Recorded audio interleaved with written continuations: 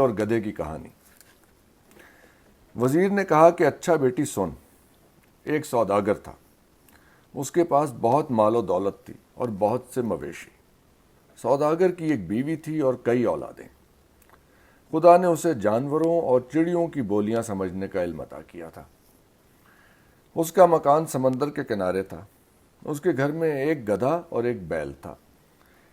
ایک روز بیل گدھے کے تھان پر آیا تو کیا دیکھتا ہے کہ وہ جھاڑو سے جھاڑا جھٹکا اور اس پر پانی کا چھڑکاؤ کیا ہوا ہے، اور گدھے کے توبڑے میں چھنے ہوئے جو اور صاف ستھری گھاس پڑی ہوئی ہے۔ کبھی کبھی اس کا مالک کسی خاص ضرورت کے لیے اس پر سوار ہوتا ہے، مگر فوراً واپس آ جاتا ہے۔ ایک روز سوداگر نے بیل کو گدھے سے کہتے ہوئے سنا کہ خدا تجھے خوشحالی مبارک کرے، میں تھکا ماندہ رہتا ہوں اور تو عیش و آرام میں زندگی بسر کرتا ہے۔ تو چھنے ہوئے جو کھاتا ہے اور لوگ تیری خدمت کرتے ہیں۔ مالک کبھی کبھی تجھ پر سوار ہو کر نکلتا ہے، مگر فوراً لوٹ آتا ہے۔ مجھے تو دیکھ کہ میں ہمیشہ ہل اور چکی میں جتا رہتا ہوں۔ گدھے نے جواب دیا کہ اچھا، ایسا کر کہ جب تجھے کھیت پر لے جائیں اور تجھ پر جوا رکھیں تو لیٹ جائیو، اور اگر تجھے ماریں تب بھی مت اٹھیو، یا اٹھیو اور گر پڑیو۔ جب وہ تجھے گھر لائیں اور تیرے آگے چارہ ڈالیں تو مت کھائیو، گویا تو بے حد کمزور ہے۔ اسی طرح 2-3 دن تک کھانا پینا چھوڑ دے، پھر تجھے بھی محنت مشقت سے آرام مل جائے گا۔ سوداگر ان دونوں کی باتیں سن رہا تھا۔ جب ہراوا بیل کے پاس چارہ لایا تو اس نے صرف 2 منہ مارے اور بس۔ جب دوسرے دن صبح کو وہ بیل کو کھیت میں لے جانے کے لیے آیا تو اسے بے حد کمزور پایا۔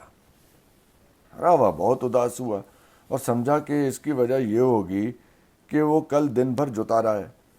یہ خبر اس نے سوداگر کو پہنچائی اور کہا کہ اے آقا، بیل آج کام کے قابل نہیں ہے، رات بھر اس نے چارہ چھوا تک نہیں۔ سوداگر سمجھ گیا کہ کیا معاملہ ہے اور کہنے لگا کہ اچھا، اس کی بجائے آج دن بھر گدھے کو جوت۔ جب دن بھر جتنے کے بعد گدھا شام کو گھر آیا تو بیل نے اس کی مہربانی کا بہت شکریہ ادا کیا، کیونکہ اس کی وجہ سے وہ دن بھر عیش و آرام سے رہا۔ لیکن گدھے نے کچھ جواب نہ دیا اور دل ہی دل میں شرمندہ تھا۔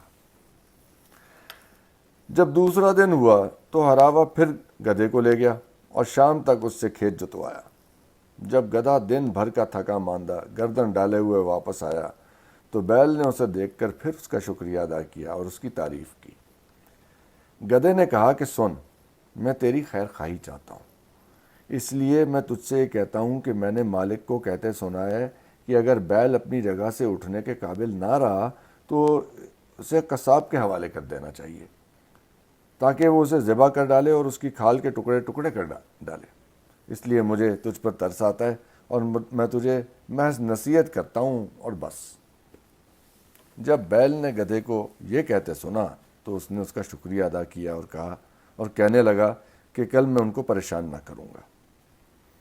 اس روز اس نے سارے چارے کو صفا چٹ کر دیا، یہاں تک کہ خالی توبڑا چاٹنے لگا۔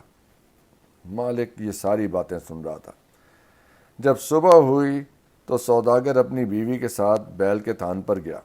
اتنے میں ہراوا آیا اور بیل کو لے کر جانے لگا۔ جب بیل نے آقا کو دیکھا تو اکڑ کر چلنے اور ریح خارج کرنے لگا۔ اس پر سوداگر کو اتنی ہنسی آئی کہ اس کے پیٹ میں بل پڑ گئے۔ اس کی بیوی نے کہا، تم کس بات پہ ہنستے ہو؟ اس نے جواب دیا کہ ایک راز کی بات ہے جو میں نے سنی اور دیکھی ہے، اور اگر میں اسے ظاہر کر دوں تو مر جاؤں گا۔ بیوی نے کہا، خواہ تم مری کیوں نہ جاؤ، تمہیں اپنی ہنسی کی وجہ ضرور بتانی پڑے گی۔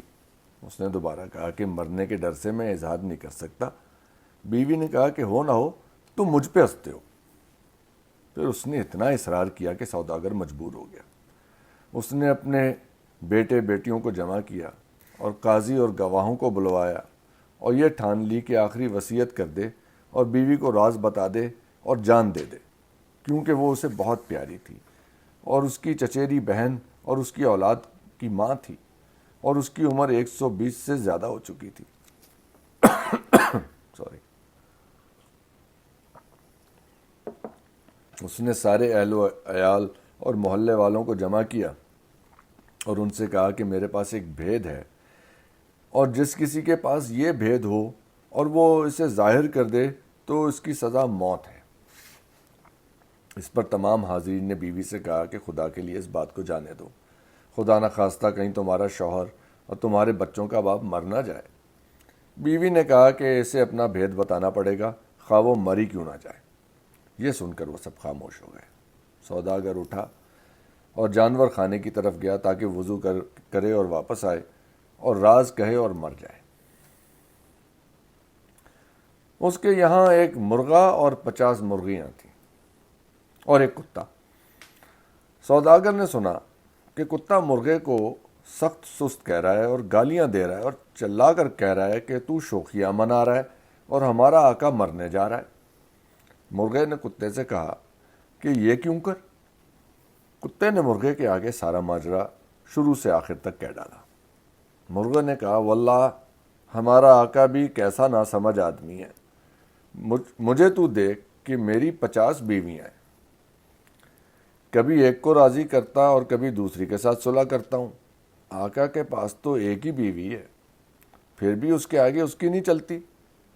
وہ ایسا کیوں نہیں کرتا کہ شہتوت کی چھڑیاں توڑے اور اسے تہہ خانے میں لے جا کر اتنی چھڑیاں لگائے کہ یا تو وہ مر جائے یا توبہ کرے کہ اب میں تجھ سے کچھ نہیں پوچھتی. سوداگر نے یہ سن کر شہتوت کی چھڑیاں توڑیں اور تہہ خانے میں چھپا دیں.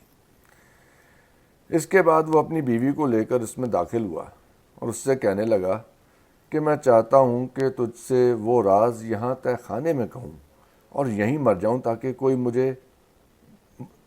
اور مجھے نہ دیکھے. پھر اس نے کواڑ بند کر دیے اور اپنی بیوی کو اتنا مارا کہ وہ بے ہوش ہو گئی اور کہنے لگی کہ میں توبہ کرتی ہوں، اور اس کے ہاتھ پاؤں جوڑنے اور توبہ کرنے لگی.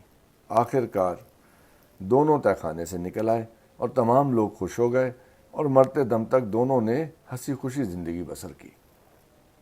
جب وزیر زادی نے اپنے باپ کی یہ باتیں سنی تو کہنے لگی کہ خواہ کچھ ہی کیوں نہ ہو، اب اس سے پلٹ نہیں سکتی. وزیر اسے بنا سوار کر بادشاہ کے پاس لے گیا. جاتے وقت وہ اپنی چھوٹی بہن سے کہتی گئی کہ جب میں بادشاہ کے پاس پہنچوں گی تو تجھے بلا بھیجوں گی، اور جب تو آئے اور دیکھے کہ بادشاہ اپنی ضرورت مجھ سے پوری کر چکا ہے تو کہیو کہ اے بہن کوئی کہانی سنا کہ رات کٹے. میں تجھے کہانی سناؤں گی، اور خدا نے چاہا تو وہی ہم سب کی نجات کا باعث بنے گا. جب وزیر اپنی بیٹی کو لے کر بادشاہ کے پاس پہنچا اور بادشاہ نے اسے دیکھا تو باغ ہو گیا اور کہنے لگا کہ تو نے میری ضرورت پوری کر دی. وزیر نے کہا جی حضور. جب بادشاہ نے اس کے ساتھ صحبت کرنے کا ارادہ کیا تو وہ زاروں قطار رونے لگی.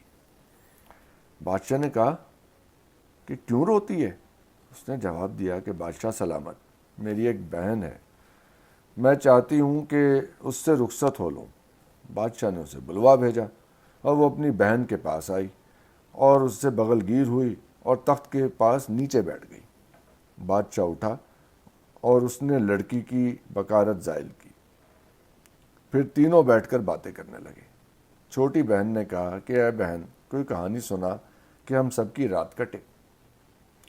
اس نے جواب دیا کہ بصر و چشم بشرطے کہ بادشاہ سلامت اجازت دیں. بادشاہ رنجیدہ تھا، لیکن جب اس نے دونوں کی باتیں سنی تو کہانی سننے کے خیال سے خوش ہو گیا اور اس کو اجازت دے دی. یہ تھی جی ابتدائی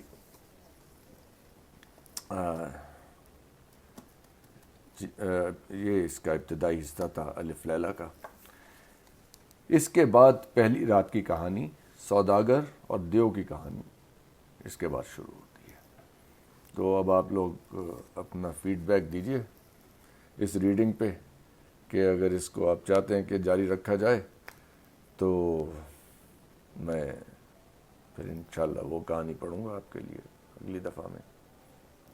تو ابھی یہیں پہ رک جاتے ہیں. خدا حافظ.